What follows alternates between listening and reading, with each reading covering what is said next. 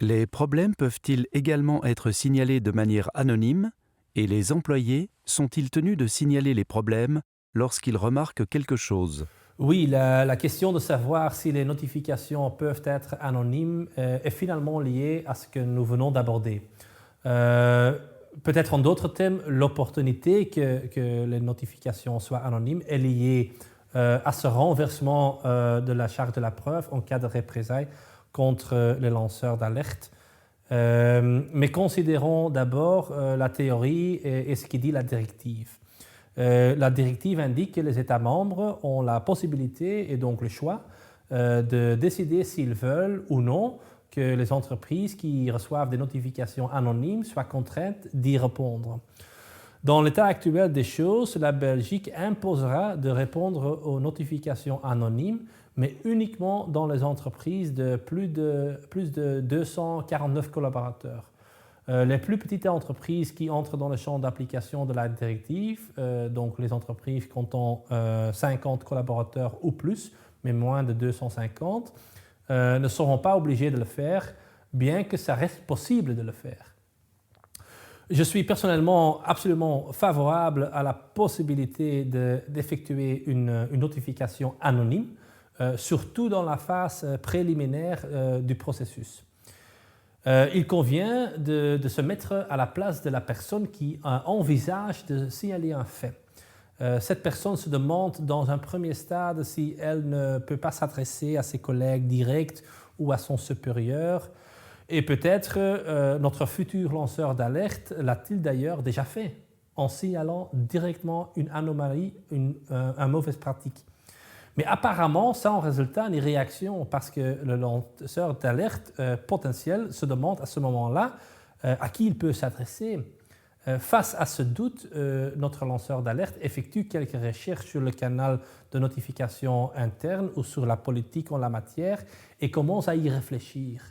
Il est parfaitement conscient qu'en tant que lanceur d'alerte potentiel, il est sur le point de faire quelque chose qui sort du cadre normal. C'est aborder un problème dans le dos de quelqu'un. Ce n'est pas illogique car un lanceur d'alerte en Belgique n'est pas toujours accueilli par des applaudissements. Et aussi, le travailleur belge moyen préfère vraiment pouvoir soulever un problème directement. Mais c'est dans cette situation spécifique où le doute prévaut souvent que notre lanceur d'alerte est contraint de trouver son salut sur une plateforme qui lui est moins familière. Et dans ce contexte précis, l'anonymat peut offrir une certaine protection jusqu'à ce qu'un lien de confiance soit établi entre le whistleblower officer, c'est le gestionnaire du signalement, et notre lanceur d'alerte lui-même.